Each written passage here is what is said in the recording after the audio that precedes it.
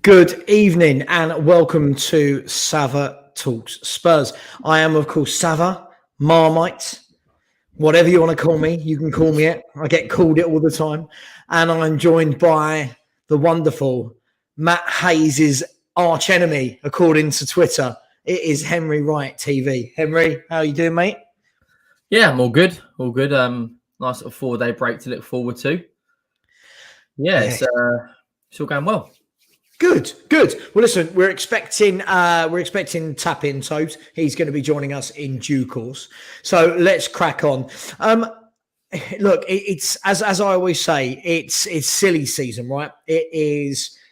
Everybody and anybody is being linked with Tottenham Hotspur. Everyone thinks that they're a tier one reporter. I've seen today we've been linked with players like Weston McKennie's on the list now, Cucurella, Ericsson, Spence, Kostic, Marley. It goes on and on and on and on and on. So we'll go through some of those players in a minute. But first and foremost, Henry, tell me, I don't want to ask the boring question of what's a good summer for Spurs. Let me ask you the flip side. What would be a bad summer for Spurs? What would need to happen for us to get to the last day in August or whenever the window closes and for you to go, was that it? Just not addressing the key areas, not getting wing backs, not getting a playmaker, not getting another striker in. For me, we've spoken about this many times, my show, the Spurs Corner and that, and we've basically said, it's a massive opportunity for Daniel Levy and co to actually invest. You've got the strike force of Harry Kane and Son. You've got this investment, we'll call it, in quotations. Yeah. Now it's kind of, for me, it feels like we need to go out and get 2 new wing backs either side. We're looking at getting a left-sided centre-back, whether that be Bastoni or someone else. And we're looking at, if Winks goes, if Bergwijn goes, if Moura goes, are we going to replace them? Who knows? But a successful window is 2 new wing backs, a centre-back, a playmaker, and a striker. An unsuccessful window would be not getting wing backs because, we've heard a bit about Dejed Spence and we've heard a bit about Kostic, but other clubs are in for Kostic now. And we're going to be in a similar situation to we are in a lot of players. Can we make ourselves appealing to top clubs? Okay, so with that in mind then, give me what's different from last June? What makes us more attractive 12 months down the line? Give me 3 talking points. Well, there's 3 talking points. Conte. Yeah. Obviously the main one. Champions League football. That's another one. Obviously, we can offer European football now. The best competition in the world. It's got more drama than bloody Game of Thrones at times. And another one for me would probably be the other one is people will say, oh yeah, you can play with Kane and Son, but then other clubs would be like, you can play Lewandowski. I don't really have 3. I think the 2 would be, or to play in the stadium, I guess you could say. But the 2 drawing points is Conte and Kane and Conte and Champions League football. But then you look on the flip side, right? Would we be appealing as a club if we didn't have Champions League football? Is Conte enough? Is Conte enough to go, because the signings of Dejed Spence and Kostic, we should be able to sign him without being in the Champions League, right? Yep. I know Frankfurt have just made the Champions League, but signing a player like Dejed Spence, just coming to the Premier League for the first time in his career, say if we're in the Europa League, there'd still be 2 signings I'd expect. It's signings like Bastoni, Romero, those caliber of players, bringing them in and say, look, we can offer you Champions League football. That's the big thing for me. Okay. Yeah, absolutely. Look, before we crack on, let's do the right thing. And first and foremost, thank you for everyone who is tuned in. I promise moving forwards as well that any trolls, I just will not read out anything. So if you've got something you want read out, put it in the chats. I will get round to it in time. You know I will, but I won't be entertaining idiots anymore. If you see it and if you are a mod, please just remove for me. Right, let's just see who we've got in the chat. So we have got JGR Make. As always, we have got DT. We have got Jordan Ianson. I think I was, 3 minutes late, Jordan. Apologies. I'm a working man. We've got Paul. Big yourself up, Paul. Paul does my thumbnails. So thank you very much, Paul. James Brown. Jim Bird Coys. We've got Show Me the Lights. We have got apologies. I'm not going to know how to say this in any way, shape, or form. We have got Anne. Mate, listen, I'm really happy you missed me on Twitter. I'm not going to pretend that I missed Twitter. So good to see you there. 24Z. We've got Stephen Cartwright, who's dropped in for a dose of realism. We've got Terry Wright. We have got a Ditcher who has dropped in. Me and a Ditcher completely disagree on the word baller, but you are more than welcome. We've got the Mad Darlow fan. We have got Simon Cohen. We've got George. We've got Ken 11. We've got Brad Elliott. We've got Matthew Lumsden. Hello to all of you. If you've got any questions for Henry and I, put them in the chat, but please don't expect all the answers to be light and fluffy. Okay, so Henry, I'm going to ask you a question after I enter this gentleman in. Tobs, how are you, my friend? Are you well? Yeah, I'm good. So I'm late. Work. That's all right. Someone said to me in the comments. He said, "Yeah, Tobes is always late." So it's cool. It's cool. Are you well? Yeah, I'm good, man. I'm good. Very harsh from that person who commented, by the way. Yeah, I have. There you go. Breaking news. Tobes says he's punctual. Right, guys. So today I wanted to go through. I wanted to have a little recap before we go through the transfers.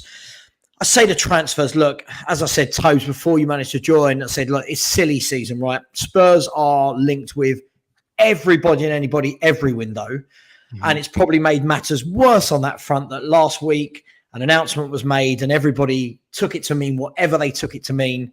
Some think it's 150 million plus sales, plus 100 budget we already had, and we're going to win the league. Others think it's going to be 75 for players, 75 for running the club and the women's team and building probably cinemas and restaurants and all that. So I want to get into that. Tobes, first of all, tell me, when you heard that announcement, what went through your head? Were you one of these fans that were like, okay, right, ENIC are going to whack in 150 on players? Or did you read into it that, okay, let's take a step back and think sensibly about this? Where were you with it? I mean, I think my first thought was just relief, man. And listen, I don't think we're gonna get the full 150 million on players, but listen, we could. It's not to say we couldn't, but my thing is just relief that there's a mind shift, there's a mentality shift that these guys can see. They've got a world-class manager at the helm, can see that they've got Harry Kane, can see that they've got Son, and are doing something about it within their power to try and make us go forward as a club. So even if we get, let's say, 100 out of that 150 million, if we get 90 out of that 150 million, that is 90 million pounds or 80 million pounds or 70 million pounds that we can spend without the threat of having to sell this player, that player, do this, do that. It's money that they have made available from their own pocket to say, look, in addition to the work that we're going to do this summer in terms of incoming, in terms of players that are going to be sold, etc., we want to inject this capital investment into the club at this point in time to get us to move forward, accelerate whatever plan we have in place. And that's what I took from it. Yeah. So whether it's 120 million, 100 million, 8 million, 70 million, I don't really care. The key thing is that these guys have pumped money into the club for the first time in a long time, and clearly are finally aligned to the manager's way of thinking, which is that you need to invest to succeed. Yep, absolutely. So let me ask you both. Henry, I'll start with you then. lots of people want to talk up numbers in football, right? Everything is a number. We're going to drop 150. We're going to drop 2. We're going to drop 250. For you, is it more important about the number, i.e. 150 or 200? Or for you, would you be quite happy if it was 5 free transfers, but those 5 free transfers made us better? What's more important to you as a fan? They're both good points, because you haven't exactly got to go and break the bank to do smart recruitment, right? Mm-hmm. There's lots of players out there that are free transfers who could upgrade our team. It's just the right buy. Now everyone, their man and their dog, every Tom, Dick and Harry knows we've had some sort of investment. So naturally, as a Spurs fan, you think, right, okay, we're going to spend a little bit more than our average summer window, and then you think, okay, we've got the Champions League revenue coming through. I guess for me, I'd lean more towards on actually going and spending money.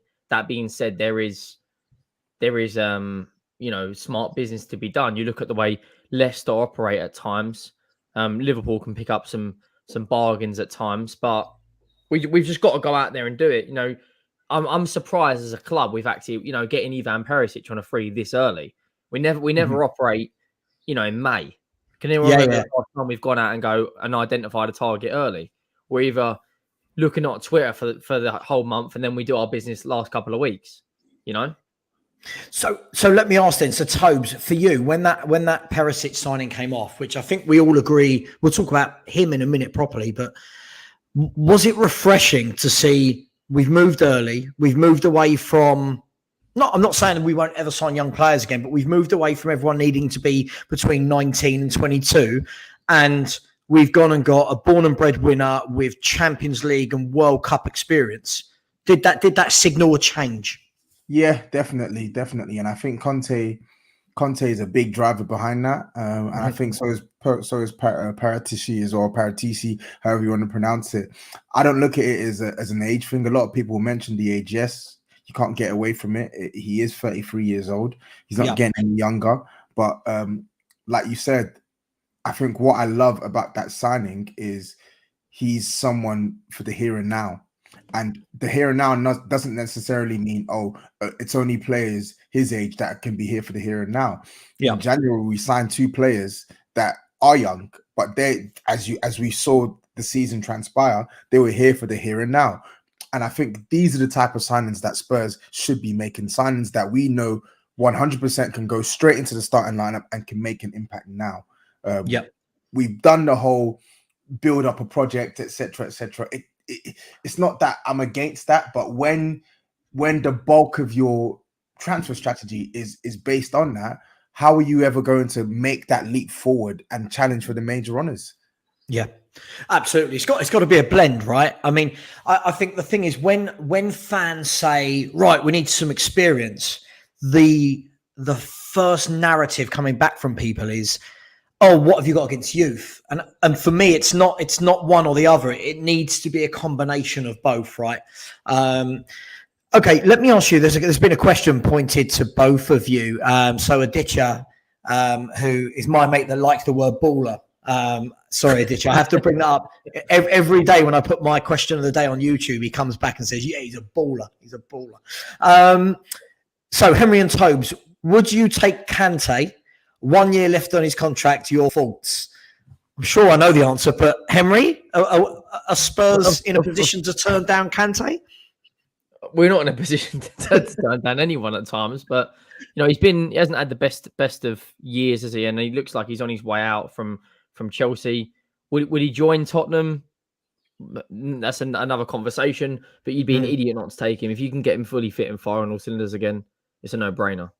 Yeah, Tobes, are you of the same opinion? Are we taking Kante if he's available? Absolutely. Listen, he's not the 2017 N'Golo Kante, but he's someone that has won. He's someone that is still one of the best midfielders in the Premier League as well, and someone who is capable of dominating matches when he's at his very best. Of course, the injuries are picking up, but listen, if having Kante as part of your options in midfield, I'm sorry, I'm not going to say no to that. I'm just not. Perfect. Okay. Okay. Yeah. And just I know I wasn't asked, but absolutely I would take N'Golo Kante. And I think then we start to see the different levels from the midfielders that we've had recently. Can I just say before we move on to our first player that I want to talk about, look, please, you probably already subscribed to Tobes and to Henry, but if you're not, go and do that. If you haven't subscribed to me, please do. We're just trying to make waves again after a year hiatus, should we say. And please smash the like button. So, guys, what I want to talk about is rumours that have been in the press. Now, Tobes, I don't know if you've ever seen anything I've done recently. I have no time for tier 1, tier 2, tier 3. I don't buy into any of it. Yeah. I feel like they just regurgitate stuff. So what I won't be doing is going, oh, Alistair Gold said we're signing this player.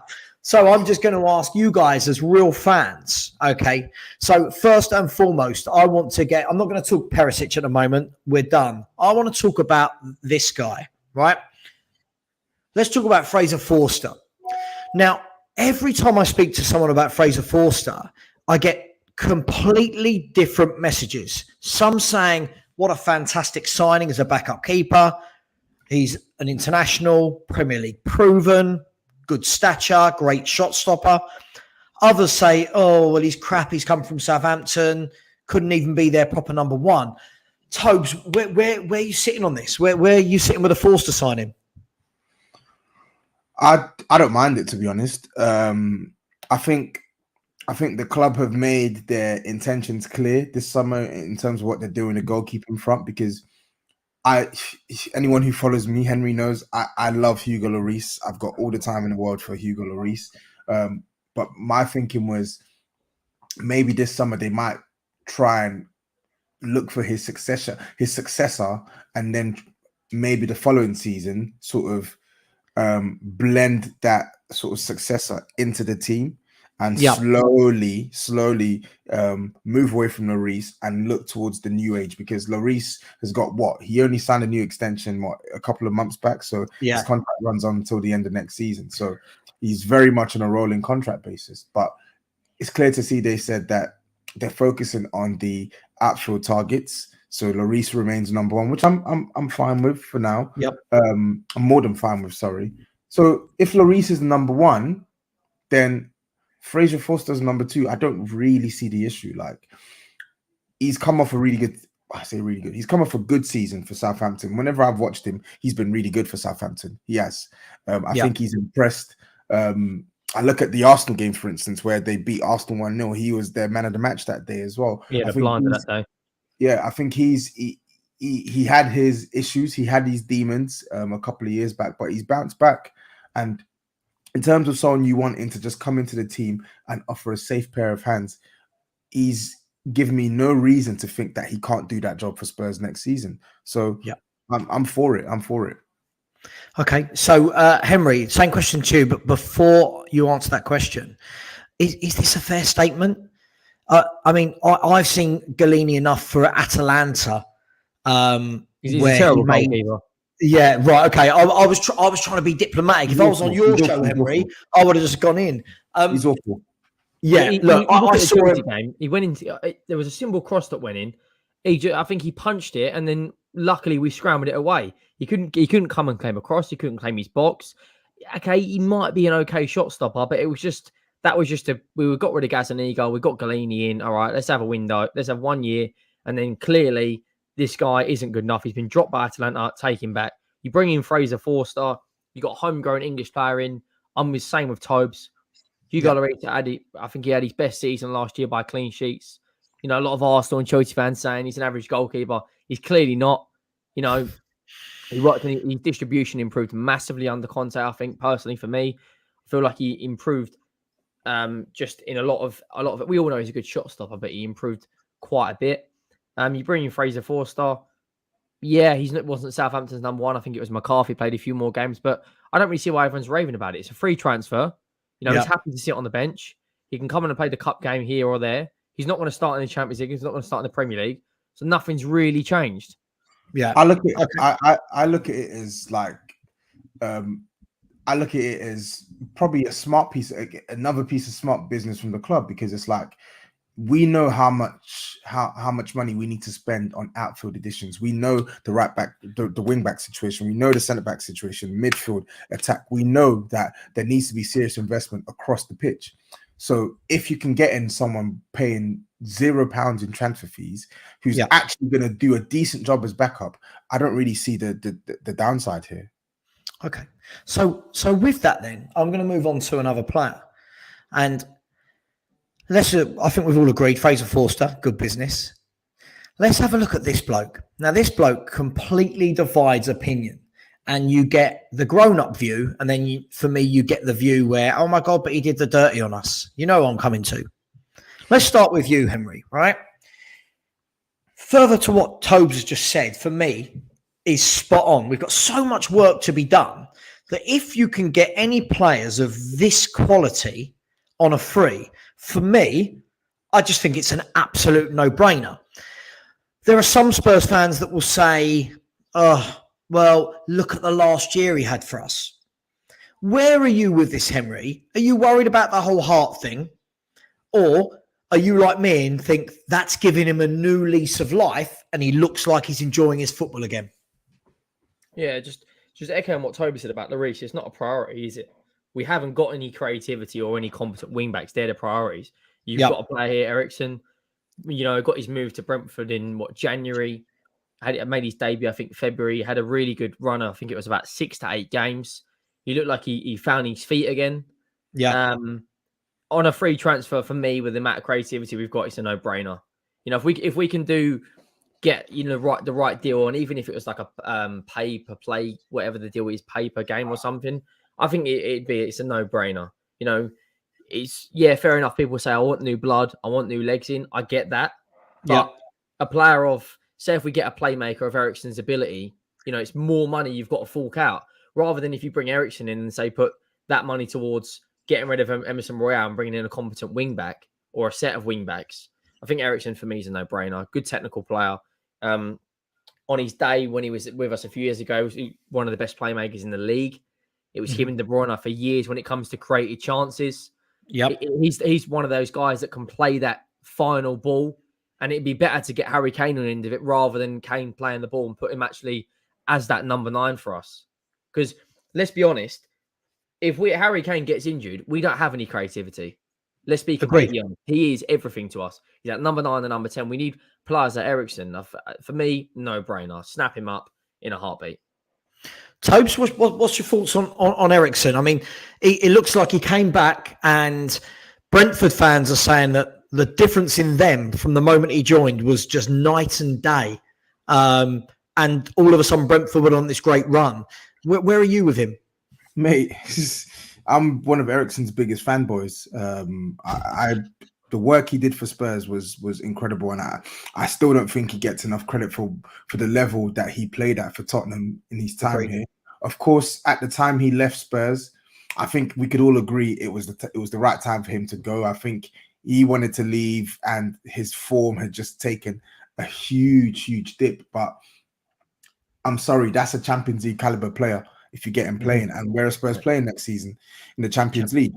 So we've bemoaned the lack of quality that we've got when key players are injured. Well, this is a player who you can sign on a free transfer that can not only start a couple of games here or there, but when he's called upon, the level doesn't drop. Yeah, when certain midfielders in our team last season, the season before, when they came into the team, the level dropped significantly. And Ericsson is one of those players where you can bring him into the team and the level is still where we want it to be. Yeah. So no brainer for me. Absolutely. And can you imagine, lads, having, at the moment, Kane and Son feed each other, right? No one else feeds them. Wouldn't it be great to have a fully fit firing Ericsson, even if he's playing more of a deep lying playmaker, which most of the games I watch for Brentford, he seemed to be. I can imagine him now feeding Kulusevski, Kane, Son. Doesn't that just give us a whole new dimension to the kind of one-dimensional play we've got at the moment? He has quality, right? The main for us to improve, right? We have to buy better players. That's a given. But when you bring Eriksen, it's more than that. He's got, he knows what it's like to play for the club. He's got the Champions League experience. He's won a trophy with Inter Milan. He knows Conte. So it's not like he's got to come, settle in, adjust to the league. You're looking at 3 to 6 months down the line, he might start firing. If we can get him early doors, start getting him into his groove. I don't understand how people can say, "Oh yeah, we shouldn't be doing this." It's a free transfer at the end of the day. You might have to fork out a couple of million on signing on bonus, but a player of his ability is what 30, 40 million right now on the market, maybe more. I would say more. I mean, if Christian Eriksen hadn't had the whole thing with the heart and the last couple of years and was playing the way he's been playing for Brentford, you're not telling me that's not a 60, 70 million pound in the market. But I mean, I'd say Tobes, 40, 50, I would say. Let me ask you this, Tobes, right? The thing for me, and my big bugbear, and Henry will tell you this, is I can't stand it when Spurs fans still talk like we did 3 or 4 years ago under Poch in terms of an 11.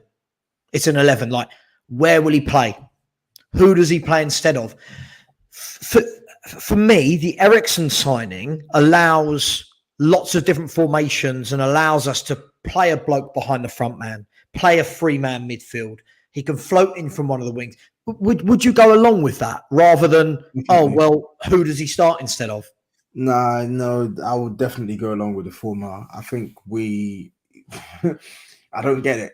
I think we want Spurs to improve, right? And the only way we improve is if we keep signing better players to not only challenge what seems to be working for us now, but to give us that safety and assurance when what's working for us isn't working.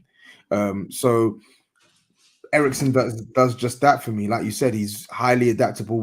If he comes into the team, we can play him in a 3-man midfield without moving away from the 3 at the back. But if Conte wanted to be ultra radical by his standards, you can even switch to a back 4 and put him in a midfield 3, or you can put him right close to the attack because he played as one of the 3 in a 3-4-3 under Pochettino. So for me, the team has to improve. It has to improve. We can't just rest on our laurels now, because this isn't a swashbuckling team. This isn't a team. This isn't the Harlem Globetrotters. This is not a team that is so unbeatable that no one can disturb it. Like, it needs to improve. It absolutely needs to improve. Absolutely. Okay, lads. Just quickly, anyone in the chat, please, if you haven't already, please smash the like button, smash the subscribe for all 3 of us. A few of you have mentioned Gareth Bale. Do not worry. He is on my list. And I'll tell you what, he's on my list so much so that why don't I bring him to the forefront of the conversation? Now, I was just on a podcast, watching and commenting. And what worried me, and listen, I'm sure we might get some disagreement here. What worried me about this was the number of people, that would take back Gareth Bale, who has managed 5 games for club or country in the last 16 months and has not played over 20 games in a campaign for over 5 years. For me, this screams of sentiment. This feels like we're doing this for a 3rd time now. I don't want him back in any way, shape or form. For me, the bloke is done, can't run. What do you guys think? Let's start with you, Henry. I'm in the same camp as you, mate. That ship has sailed. I don't want to remember a Gareth Bale coming back absolutely knackered, can barely run. I want to remember the Gareth Bale when he tore Mike on a new arsehole and completely destroyed him in the Champions League. Or, every time he scored in that, was it the 11-12 or the 12-13 season? Every single goal off that left foot was a complete worldie. Yeah. I was just making a point about a free transfer, but this is a Gareth Bale who's unfit, not match fit at all, going to want anything of 300 grand a week north, right? Probably more like 400 grand a week. It doesn't make sense. He doesn't start over Kulusevski at the moment, a fit Kulusevski. Right, so he's going to come. We're going to pay him ridiculous wages to sit on the bench. For me, I don't want him back. It's just take the emotion out of it. It's the same thing of when we kept Dele Alli on so long. Take the emotion out of it. It's not the Gareth Bale that we're used to. It's not. Yeah. So I'm going to play devil's advocate here because I'm not opposed to Gareth Bale coming back, but I don't think it's just for sentimental reasons. I must admit, last summer when we signed him, yes, the sentiment was there, but we saw what Gareth Bale was. I don't think he had a good season. I know he scored like double figures in all competitions, but let's be real, Gareth Bale didn't have a good season for Spurs. But what does that tell you? This guy didn't have a good season against Spurs, and yes, the level of the opposition he scored against can be challenged, but the one thing that he still managed to do, despite not playing well, was still score a decent amount. Yes, in bunches in the second half of the campaign. The point I'm making is this: if you sign someone like Gareth Bale on a free transfer now, I don't think his camp will expect anyone to pay even anywhere close to what he's getting at Real Madrid now. He's earning something like 500 plus a week. He's 32 years old now, going 33. And takes me at least a year, Tobe, to earn 500 grand. So, I feel for him. At least a year. It takes you a year. Bloody hell, you need to be paying for us to go dinner or something, man. Can I just say, lots of people say this, right? And lots of people say things like bringing Bale off the bench, brilliant. Bale, how does anyone know he's not fit? Look, for me, I think the way we know he's not fit is in this last calendar year, he's managed 5 games for club and country. That's dreadful, right? Now, Ancelotti's just won the Champions League and the league double with Real Madrid, and Bale was nowhere to be seen. Now, what I don't want this to be seen as, oh my God, Savva doesn't like Gareth Bale. Because Gareth Bale, I will sit there and tell you, is one of the best 4 or 5 players I've ever seen in a Spurs shirt at his peak. But for me, I don't think bringing Bale off the bench should be where our priorities lie. I don't know about you guys. I'd like someone hungrier, fitter, somebody that can, someone that's fit for a start would be lovely. But how about this though? How about this? Because in my head, I'm not looking at Gareth Bale as the 4th piece, as the guy who is the direct challenger for the front 3. In my head, ideally, where Spurs need to move towards is we need to look for a 4th attacker who is a lot more complete, a lot more hungry, a lot more reliable, someone who can genuinely pose a threat to the front 3 in a good way, to the point where if one of them is having a prolonged period where they're not playing well, this guy can come into the team without any issues and can hit the ground running. I don't think that's Gareth Bale right now. But that to me does not mean that there's no space for Gareth Bale in our team, because in our team right now, I think we've got 2 wingers outside of the front 3 who are not good. Yeah, they can run more than Bale. They're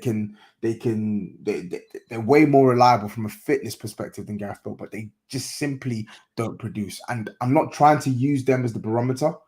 Yeah, take them away, because I hate that stuff, using poor players as the barometer. But what I'm saying is that Gareth Bale as a rotational option, as the 5th choice attacker, to come in here and there, play games where Kulusevski can't play FA Cup games, if he wants to play that role, I don't see the issue with it.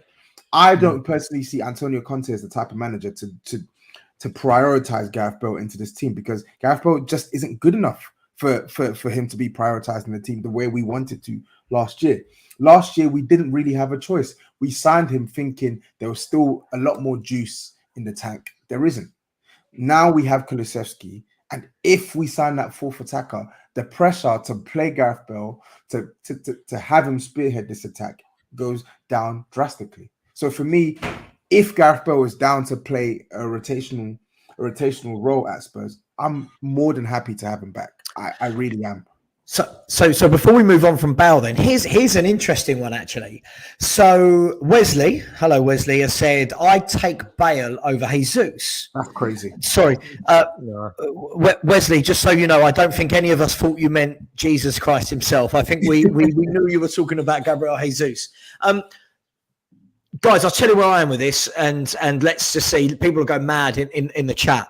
I think where people are getting confused here for me is we're thinking Gareth Bale, a fully fit Gareth Bale from years ago.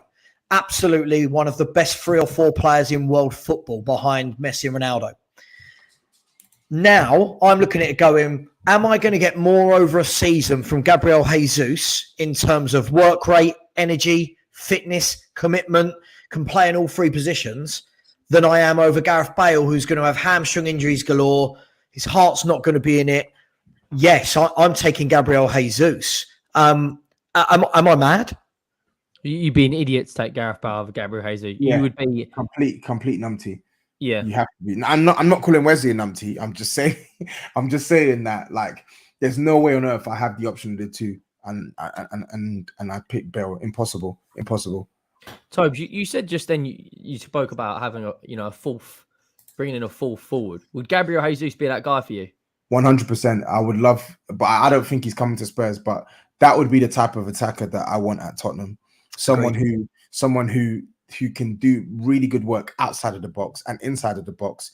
He can be relied upon to score a couple of goals. Okay, he's not as much of a sharpshooter as Son or Harry Kane, but we know that this guy can produce if he's given the platform, and he's so versatile as well, and he works his socks off.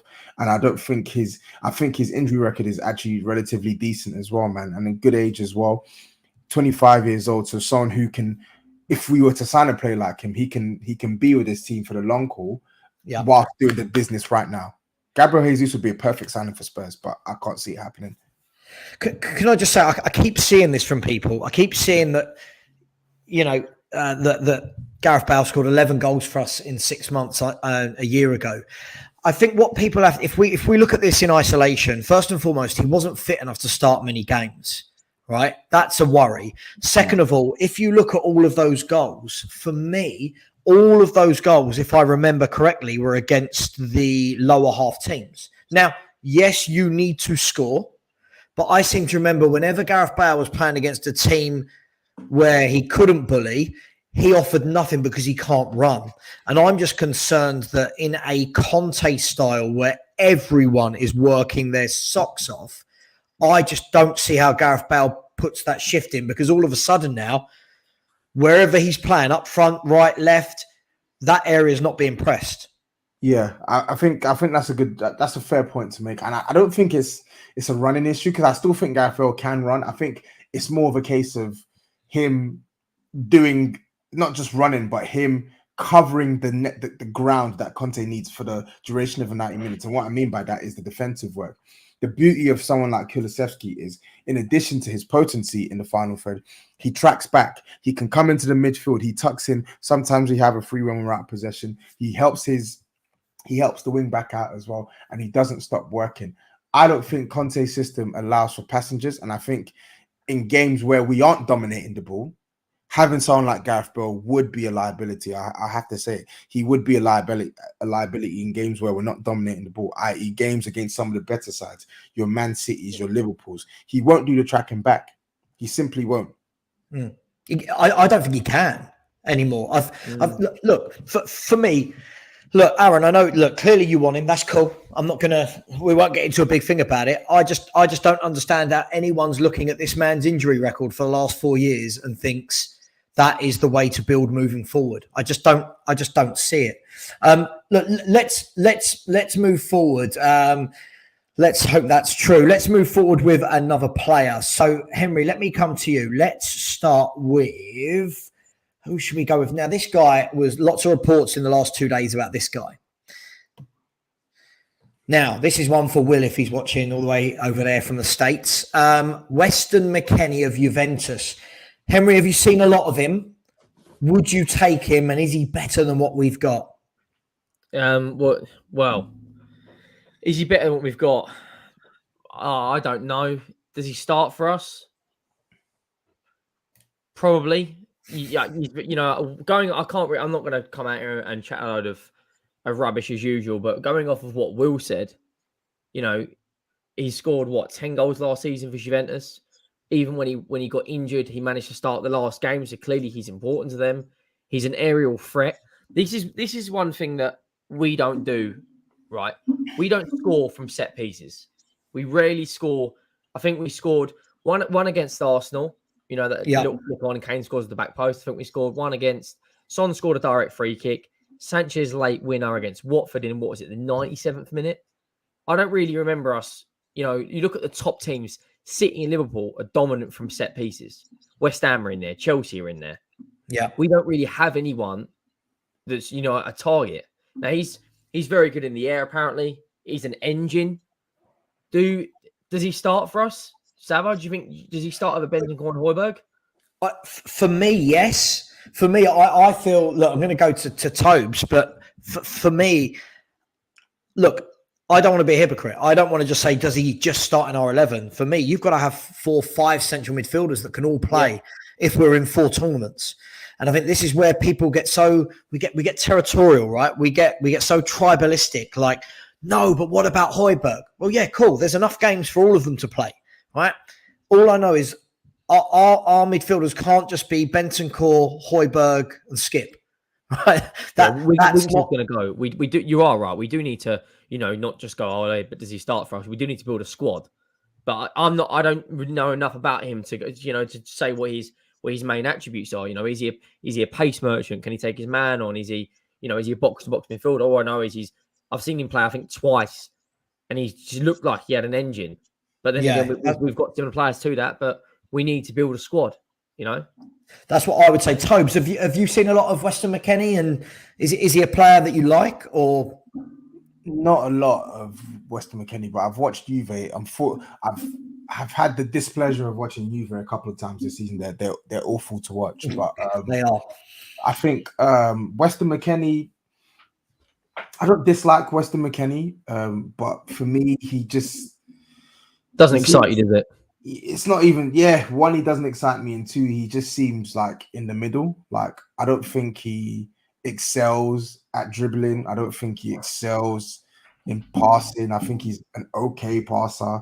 I think he has okay technical quality. Like, he doesn't treat the ball like a hot potato, and I think he works his socks off, but I don't really see Weston McKennie as a midfielder who takes us up another level. I think if you add Weston McKennie into this team, it's more along the lines of what we have, but to a lesser extent in Bentancur, and maybe to a greater extent in Højbjerg. Could he start games for Spurs? Maybe, possibly, yeah.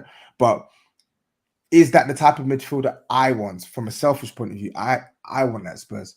I don't think so. But can we just not just go and rage Juventus anymore? Like, Bissouma's got 16, 17 months or a year left on his contract. That's the sort of midfielder we need. Exactly. Bissouma transforms our midfield.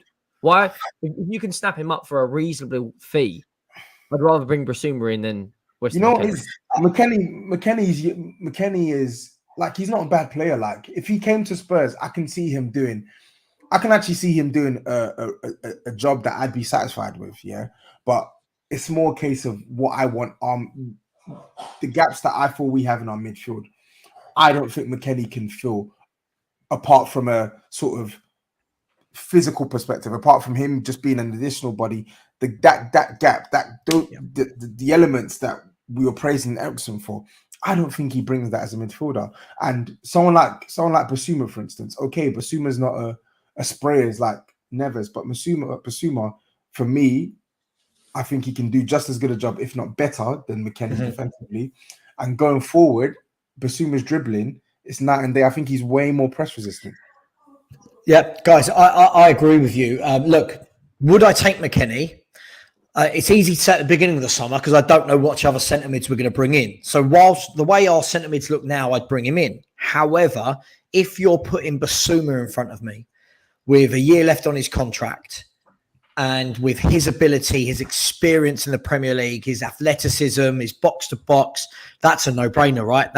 That for me does take us up a level. Would that be fair? That he takes us up a notch? Yeah, he does. And the thing is, midfielders like McKennie and Bissouma, I get why the club, from McKennie's perspective, I get why the club are looking at him, because where we play a 2-man midfield, Conte wants an all-rounder, someone who can do the dog work and is safe in possession. And I think that's McKennie. I don't think he's a bad player at all. But I just feel like Spurs are looking for, or better yet, Spurs should be looking for a game changer in midfield, in my opinion. I think it's time for a game changer. You look at the impacts that Bentancur had in our midfield, and he's not even some elite midfielder. He's just a good midfielder. You look at the impact he had in our team. So imagine the impact a quality midfielder with more strings to their bow can add to this team. Imagine. Yeah, absolutely. Okay, let's move on from. I keep seeing the name Brozovic. I'm just not sure how many players everyone thinks that Inter Milan are going to let us. Ain't gonna sell it for us, man. We're just going to Inter Milan and going, right, can we have these 5 players, please? Here's 200 million. I just can't see it. Just quickly, I haven't put this guy as a banner, but his name was thrown out there, and it's always thrown out. This guy definitely is Marmite from a do we want him, do we not?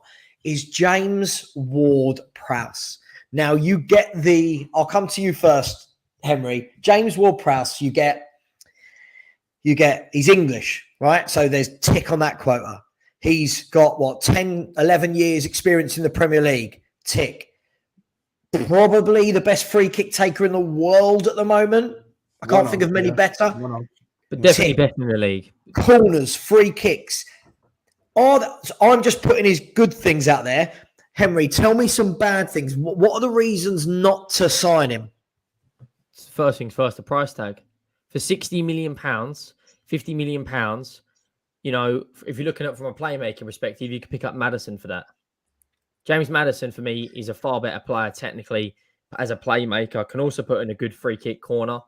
Will made a good point the other day on the show, right? Besides free kicks and corners, and from a set piece point, the rest of his game, okay, it's good, but it's not at that level. From hitting a dead ball, like he's one of the best in Europe, in the world, definitely in the Premier League. He puts some always top bins, but it's great delivery in. But there's nothing else that makes me go, okay, he's a great dribbler.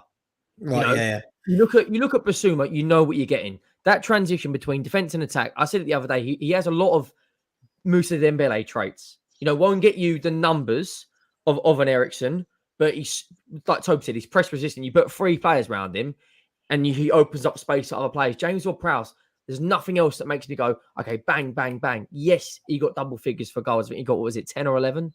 But there's nothing else. For £60 million, I want to be looking at a player that's got, multiple attributes. For instance, Maddison got 25 goals and assists, can play 8 or 10, can pass, can dribble, is a set piece taker. There's a better all-round package from Maddison to James Ward-Prowse. And for 60 million, I think there's no chance for me. Tobes, is Henry spot on? Is there any legs in that story? Are we going to go and pay £50 million for an English midfielder like that?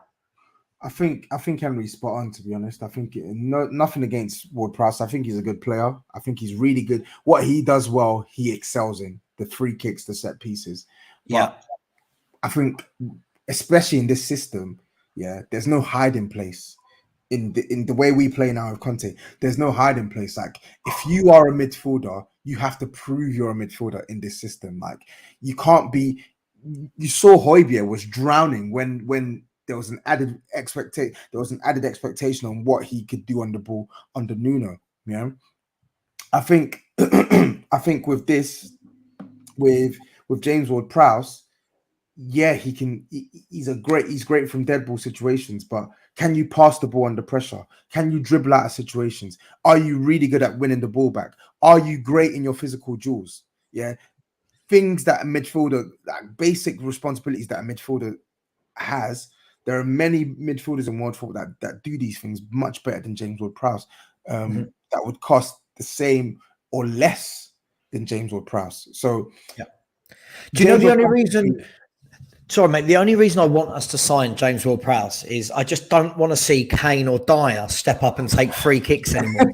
I don't know how many more free kicks we can see hit a wall, and then the same 2 players step up every time to take it.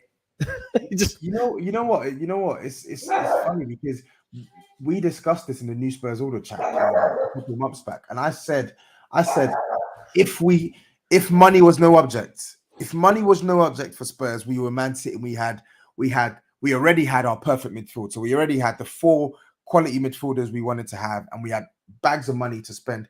Then okay, cool, go for James Ward-Prowse, because then it doesn't hurt to have a player like him in your team who is sick on set pieces.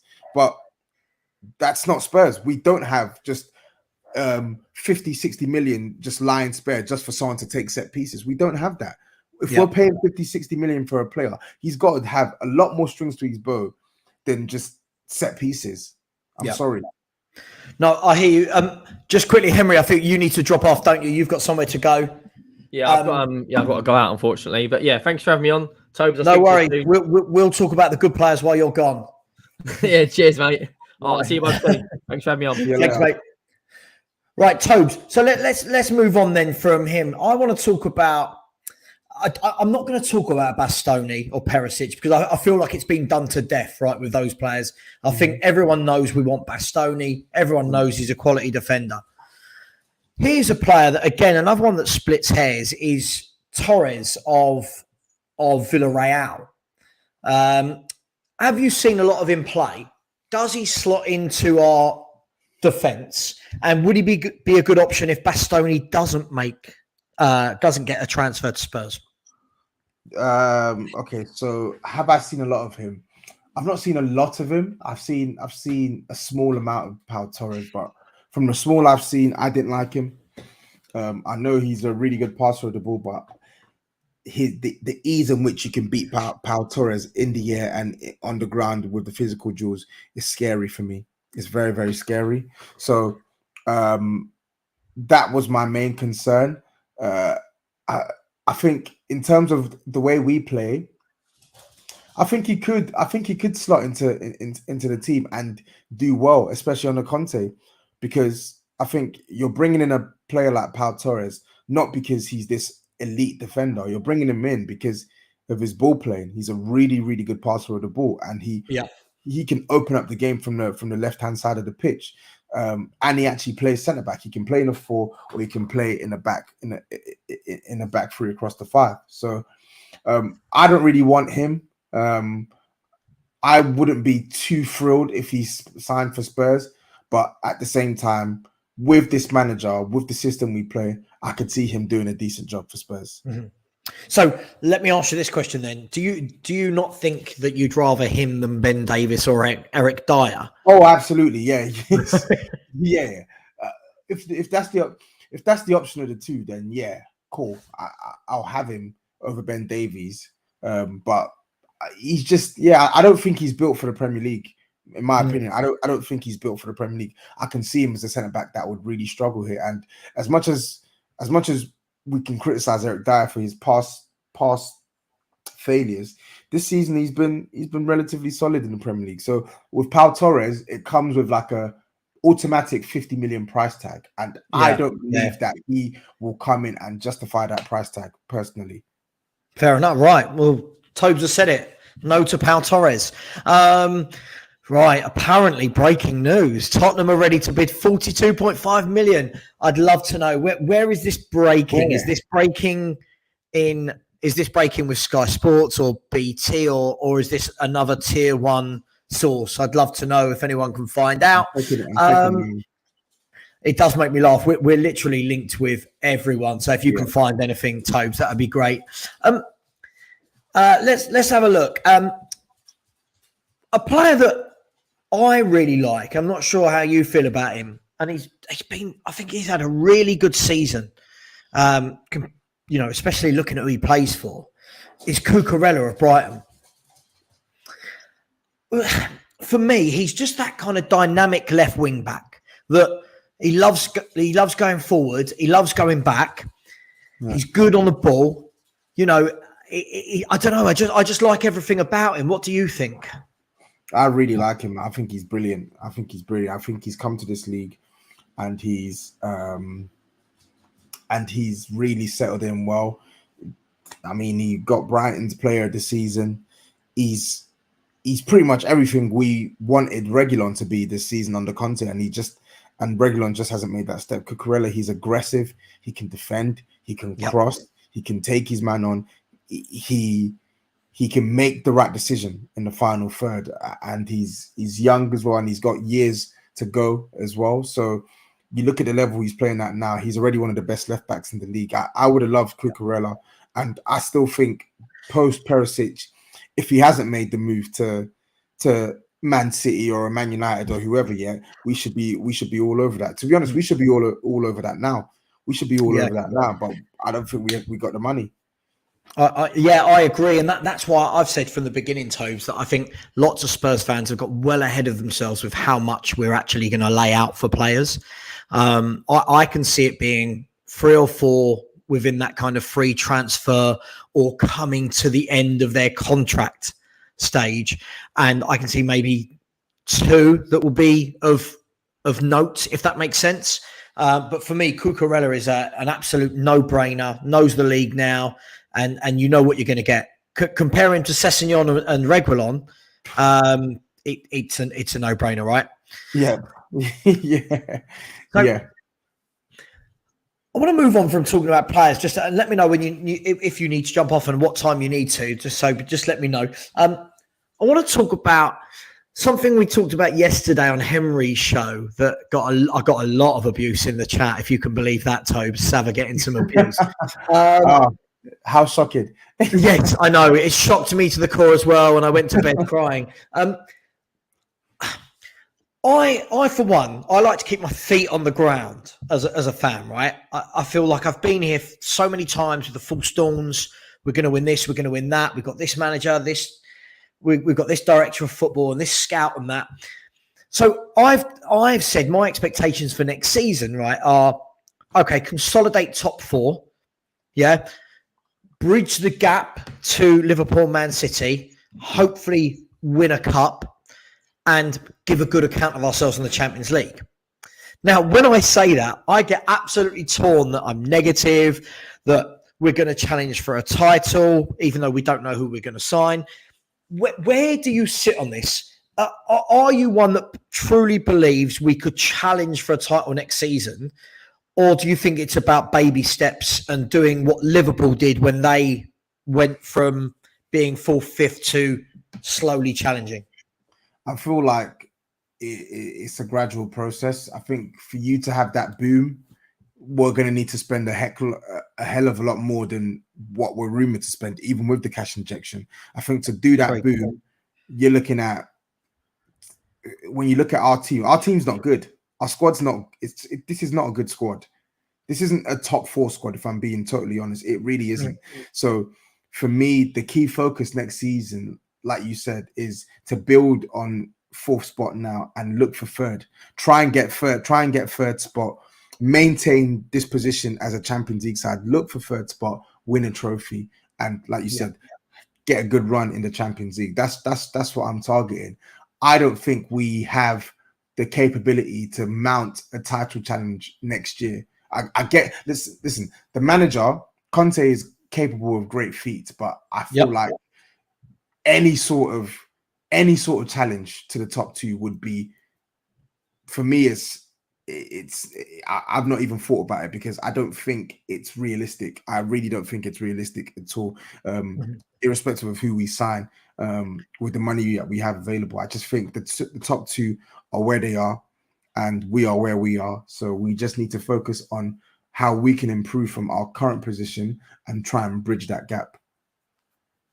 Yeah, absolutely. I think as well, I feel like a lot of Spurs fans build themselves up to where there's nowhere to go from. You know, if they sit there and tell every other fan base next year we're challenging, we're going to win, we've got Conte, I feel like we then won't have learned anything from our last kind of 20 years, where fans do get massively overexcited and then we don't get there. Now, I get it, right? I get it. Conte is an elite football manager.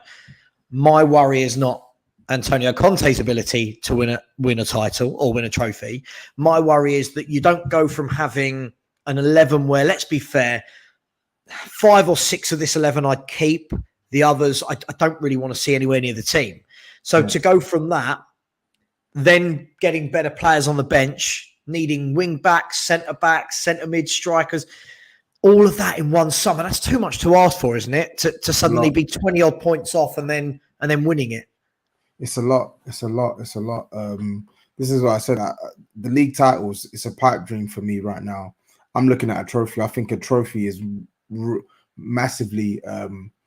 I think a trophy is. It should be the target. It should be the target. We got to a cup final a year ago. We've been in several semi-finals over the past couple of years. We've been to a final in 2019. Then our final before that was in 2015. So no matter what we think of Spurs, we have been a side who have come close to winning over the years, and we just haven't been able to take that step. So I really think now with a manager like Antonio Conte and some key improvements to this team, why can't we win a trophy? But I feel like when you're looking at the league title, you're at risk of biting off more than you can chew. Agreed. Simply put, we don't really have the facilities to mount a challenge for the league title. Yeah, and I think one of the things that I've been championing as well, Tobes, is, you know, we're about to go from a team that plays once a week. Let's be fair, since December or November, whenever we got knocked out of the Conference League, we're going to be playing twice a week, whether it be FA Cup, League Cup, Champions League. If we get knocked out, Europa League, lots of games.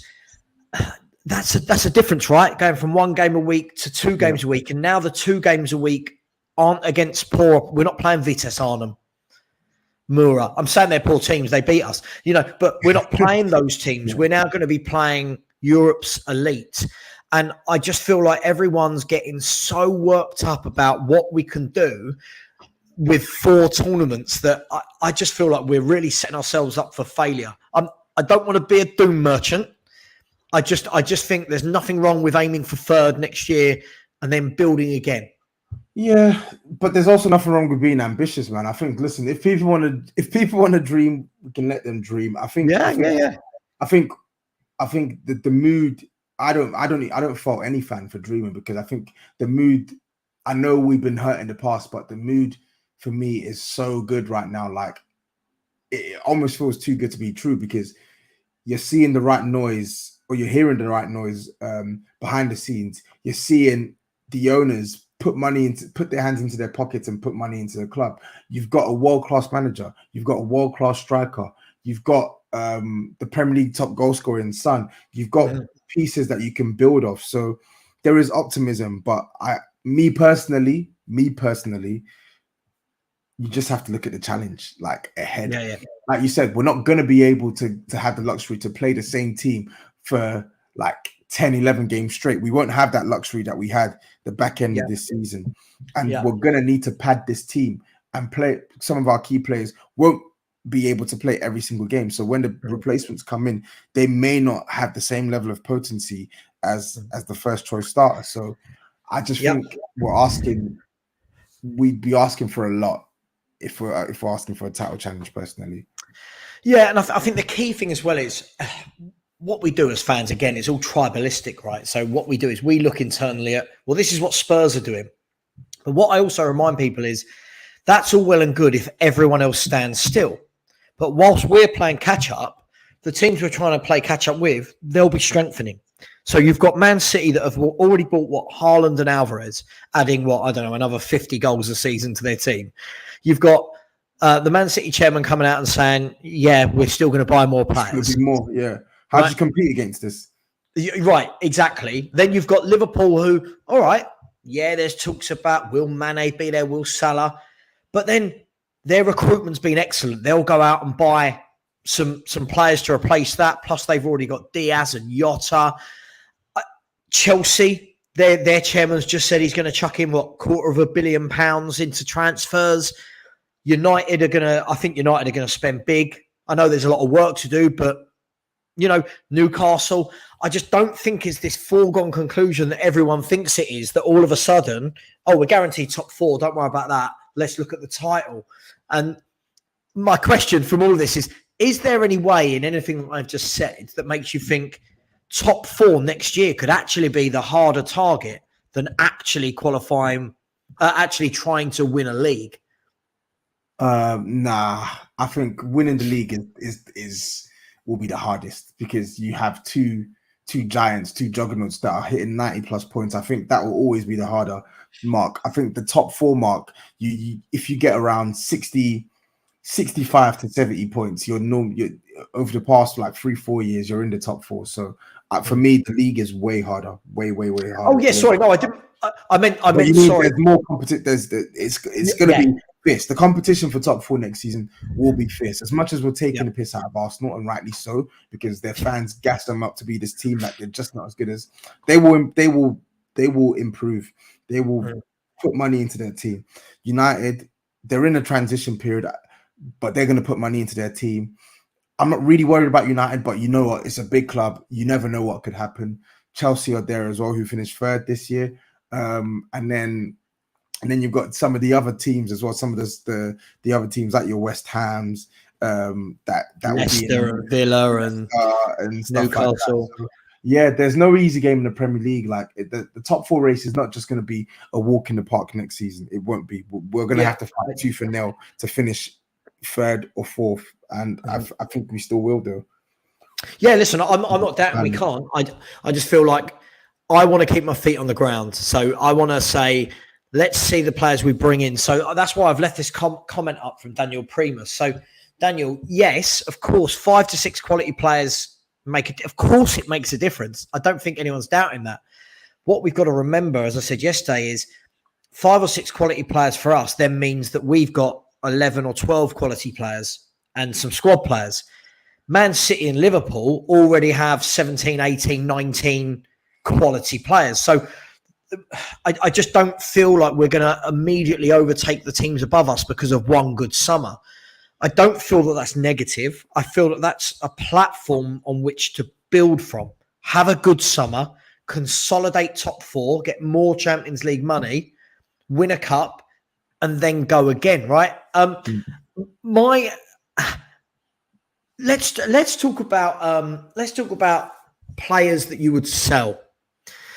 Tobes, now this is a controversial one because every time I bring up a player I would sell, there's certain people in my chat that will just go, "Oh my God, he was quality. He was quality."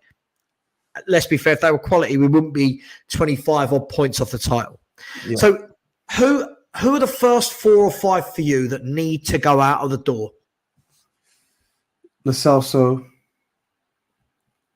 Emerson Royale, Davinson Sanchez, Lucas Moura.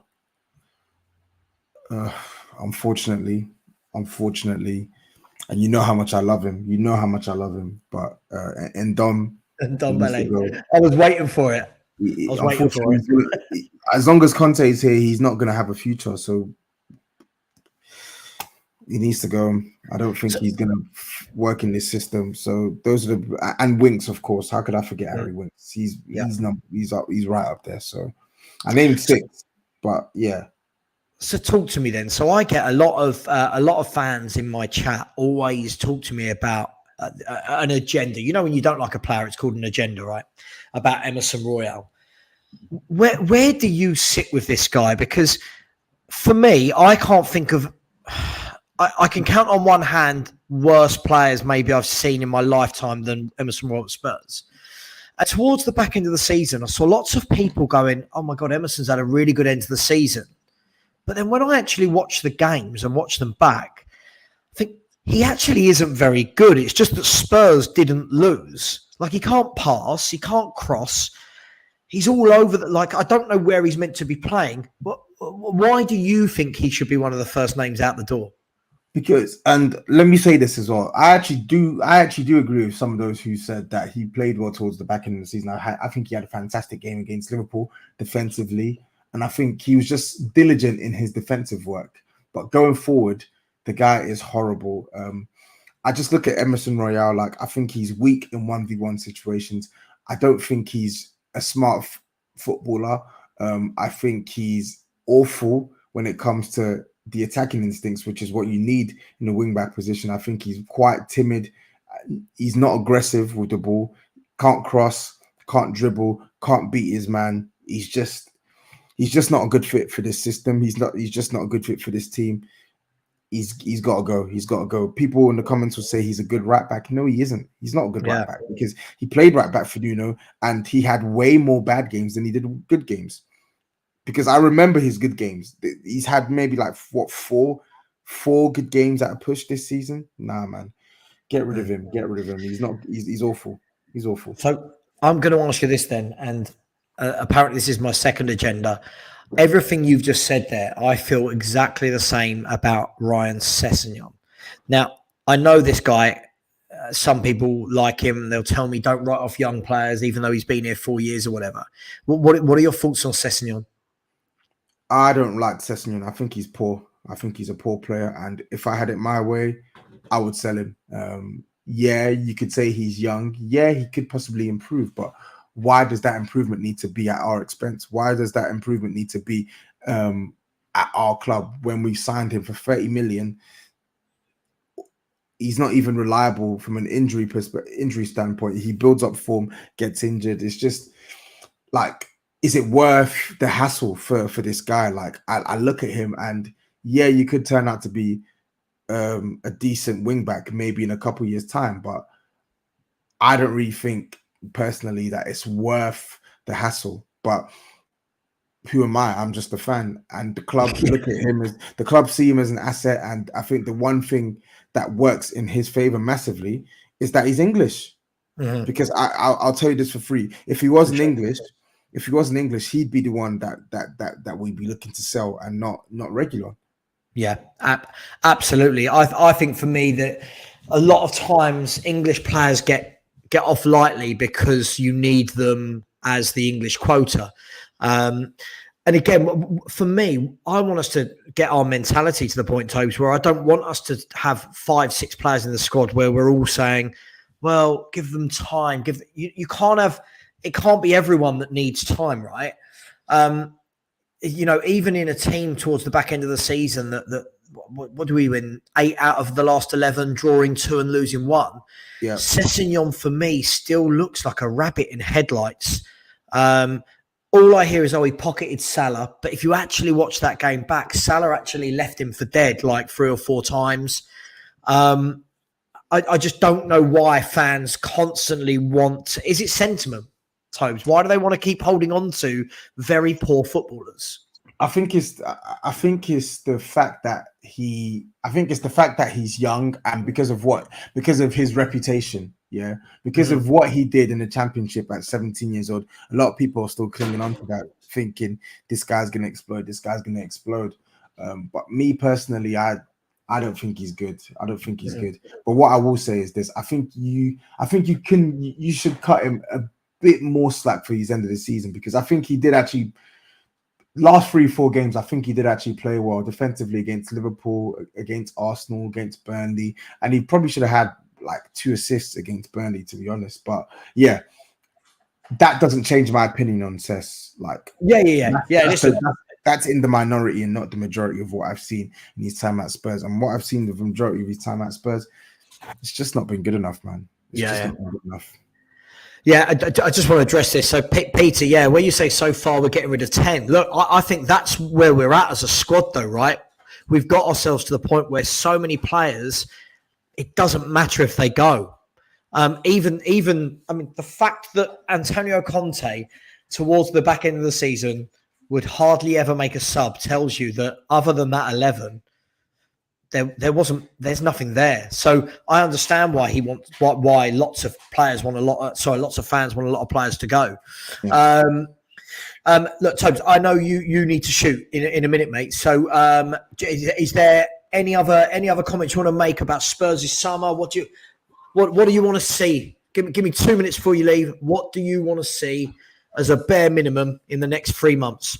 I want to see a top-class centre-back come into the club to play on the left-hand side. I want to see 2 new wing-back, one more wing-back come into the club. At least one more wing-back come into the club. I want to see another midfielder, a goal or pass-orientated midfielder come into the team. And I want to see at least one more top attacker. But most importantly, or equally as important, I want to see the players who have been clinging on to this club for too long get sold. I want them to leave the club this summer. Yeah. No, absolutely. And just to give you an update, Lautaro Martinez has just scored for Argentina against Italy, if anyone cares. But okay, Tobes, I'm not gonna ask you for a prediction of where we're gonna finish, because I feel like that's really, really unfair without having seen who we're gonna sign. Look, if it's okay, mate, come back on in a month. Let's see where we are. Let's see what signings we've made there, and we can have that chat. Sure. You dip out. Chat, I'm going to go for another 16 minutes, but Tobes, thank you so much. I really appreciate it. I know you're a busy man. And listen, I want you to sort something out with me, you and Fuad as well. I think I really like that guy's opinions. Yeah, okay, definitely. We'll make it happen. Let's sort it out. Tobes, right. Thanks. You're a gentleman. I'll speak to you soon. Yeah, see ya. Take care. Cheers.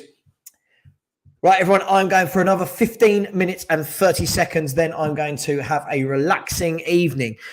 Any questions that you've got, get them into the chat. I have starred a few things, so I'm going to look at those. This is an interesting one. Would you take Callum Hudson-Odoi? Yes, because I think he's 10 times better than Bergwijn and Moura. Again, I just can't see Spurs and Chelsea doing any sort of business together. But I do feel like that's a good player. Aditya said, guys, your thoughts on Trossard, Neto, and Podence. Who will you pick amongst the three? I'd take all three of them as squad players. I'm not saying they'd never start. I'd take all three of them because I feel like our squad needs beefing up massively. Let's have a look. We've talked about James Ward-Prowse. Now, here's an interesting one. Calvin Phillips. Calvin Phillips is one of those players. I think he had a sensational Euros last year. And because of that, I do feel like lots of people have put him on a pedestal. Now, that's not to say I don't like him as a player. That's not to say at all. I do. I think he's a good player. I definitely have him in my squad. But I just wonder, how much money do you think Leeds would want for Calvin Phillips? Toxic Headshot has said Harvey Barnes and James Justin. Look, I'd take both. Again, Harvey Barnes scores goals, he assists. You know what you're going to get. James Justin, I like him. I think he's done really well. So I would take them as well. And here's an interesting one from Tayab that said, would you guys take Lewis Dunk at centre-back? For me, I don't think so. I think I would have. But now I think the whole point of getting into the Champions League is that you look for that next level up. I think last summer, if you would ask me, I would have. This summer with Champions League football and Antonio Conte, I would say not. Let's have a look. Any more questions before I duck out? Yes, the Ukraine have just scored. I did just see that. Johnny Be Good. Yes, I did watch some bits about Porro. Yeah, it looks decent. Difficult because it was YouTube. And look, Ndombele looked like a world beater on YouTube. So there's only so much I can take that seriously. But look, he looks decent. I'd love to see him play in a game. So Johnny, message me on YouTube if he's ever playing in a game. Stephen Hughes has said new owners at Chelsea, so who knows? Maybe they will want to balance the incoming with the outgoings. Possibly. Look, I think that's everyone's been talking about Chelsea and demise. They still got to 2 finals, a Champions League quarterfinal, and third in the league. I feel that their chairman's going to pump a lot of money in, at least at the beginning of his reign. And we will see. We'll see where they are. But let's not write them off before we've actually see what they do in this window. Let's have a look. What channel you're watching? Okay, Johnny Be Good. Sanchez looks like staying. Conte likes him. Only way he leaves is if someone offers 30 to 35. Listen, that's fine. Conte can like him. For me, I've just seen him. I've seen him for far too many years now. I don't rate him at all. I've never seen a centre-back lose a flight of a ball in the air as much as this guy.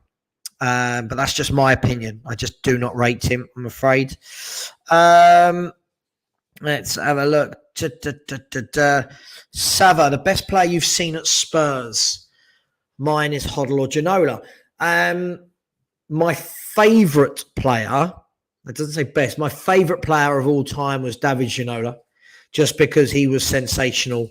And all these kids now that use the term "old baller" or "this player's great," they should have seen Ginola. Just as you know, Mark, just a box of tricks, silky. Just what a sexy man. Loved everything about David Ginola. Right foot, left foot, could cross with either foot. Great goals. Yeah, he was magnificent. Other than that, best players I've seen: Hoddle, Gaza, Waddle, Bale. I mean, just some class at Modric, some class acts that have been at this football club. Let's have a look. Dunk is not for Lee from the Lane. Darryl Denton has said, if Winks and Ndombele, Lo Celso, Emerson still in next season, tells me all I need to know. Yeah, look, I think if all of those players are in the squad again, it just makes you think that we weren't serious about what we were trying to do. There needs to be a lot of incomings and outgoings, and I'm sure there will be. We're still early doors. Savva, Talk Spurs, nice to meet you. You got this, thank you. Nice to meet you too, thank you. Leaf in the lane. No, let's move on from that. Freddie has said that Pedro Porro is off to Madrid. I need to see this guy in a game, I think. Savva, with 5 subs and us only probably signing around 4, don't you think we are screwed next season? Listen, I think this is the big thing. When Louis or Lewis, however you pronounce your names, this is the big thing for me. Everyone's getting far too carried away that, what if we make 5 or 6 signings? Great. But with 5 subs, it still leaves our bench to be really poor. So there's a lot to be done, and I don't expect it to happen over one summer. It should have been happening the last 10 summers, but unfortunately, it has not. I mean, this for me is a no-brainer. Kyle Walker for me is the best right back in the country because nothing goes past him. When do you ever watch a game and a winger or a forward roasts Kyle Walker and gets past him? He was magnificent for us, and I don't see many better. Peter said we've got more chance of Israel and Palestine going for a pint than us doing business for Chelsea. Yeah, absolutely. I think that Ndombele will be loaned out because I can't see who's going to stump up enough cash to take him. And that tells you everything you need to know about Ndombele and how bad he is. That we paid, 55, 65 million. Who's even going to stump up 30 for him? I'm not sure. I hope someone out there is crazy enough too, but I'm not sure. Guys, I'm going for 9 more minutes. So if you've got any questions, get them in. 9 minutes, a hard stop for me tonight. This is not going to be one of mine and Henry's 2 3-hour shows. DVV has said Richarlison. Yeah, we talked about Richarlison last night. He's not for me. I don't think he's a bad footballer, but he is definitely not for me. I do not really rate him. He's got a really poor attitude as well. He's not for me. Stephen Hughes, Gaza all day long. Yeah, I mean, Gaza, Greaves. Look, we've had some sensational footballers. And it's a shame. Some of the younger people will never have seen them play. Obviously, I didn't see Greaves play, but we've had some great players. Paul has said, seen some reports for selling Gia for 18. Is that poor business? I can't believe anyone wants to pay 18 million for him. I think he's a poor footballer. I don't feel there's any output. I don't feel he's got a good engine. I don't really know what his position is. If anyone offers 18 million, I would snap their hands off, Paul. Hoddle, Ozzy Ardiles, Villa. Oh, yeah. Clive Allen, I guess you're talking about Perryman, Mabbuts. Yeah, look, there's some class players we've had down the years at the lane. Let's have a look. Conte have top class in every position. Can't have top class in every position.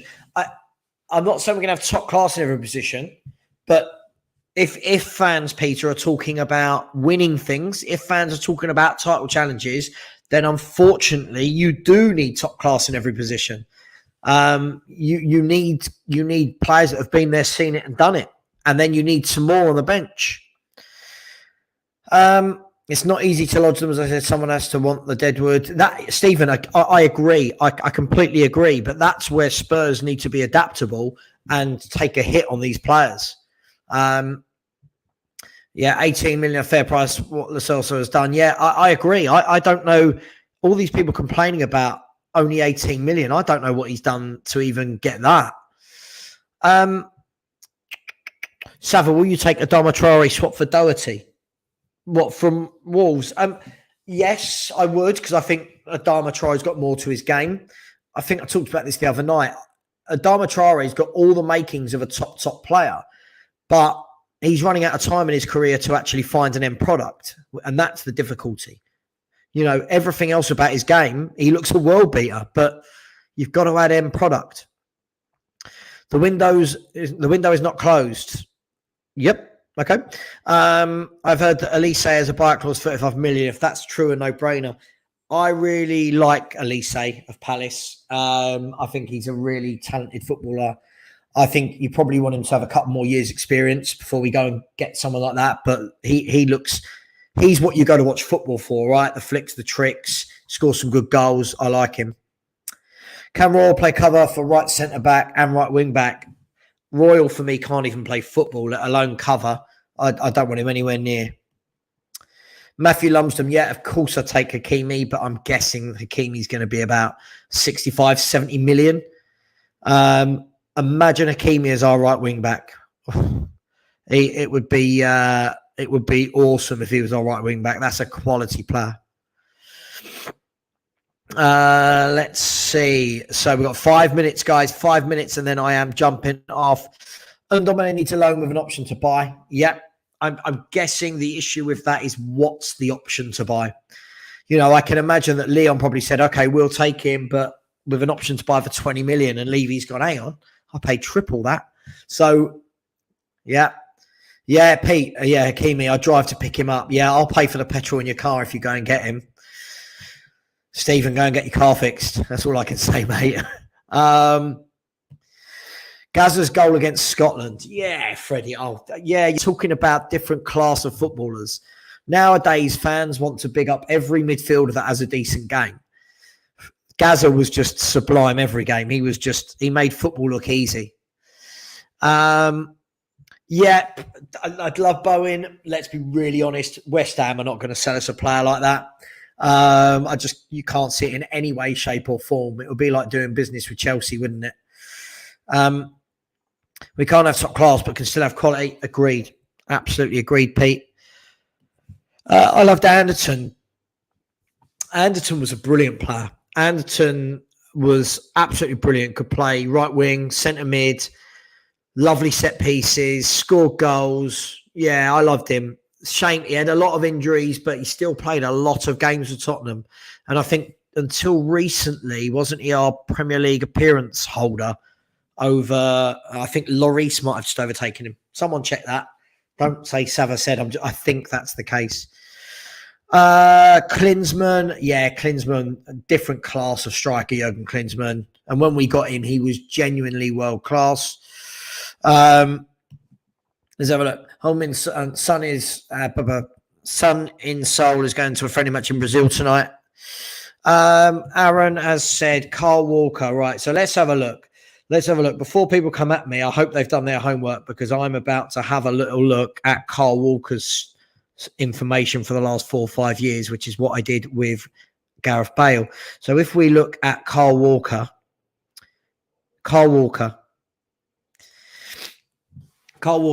has managed to play a lot more games than Gareth Bale for a start. He's had 20 starts this season. He was injured, 26 the season before and 29 the season before. What you've got to remember as well is Carl Walker plays in a squad where they can rotate. So he doesn't have to play all 38 Premier League games. If anyone watches Carl Walker now and watches Gareth Bale and thinks that one is more prepared for the Premier League than the other, it's got to be Walker. I just feel that Bale is all sentiment. He's all sentiment with Gareth Bale. What do I expect to see of Sarr in the next 2 years? I expect him to be out on loan somewhere else. I don't know why he was bought. I think Terry said Declan Rice would be a great player. I'd spend 60, 70 million. I think when Declan Rice goes, it's going to be to United, Chelsea or City. And it's not going to be for 60 to 70 million. I think it's going to be closer to the 100 and 110, maybe more mark, because he's got the English tax.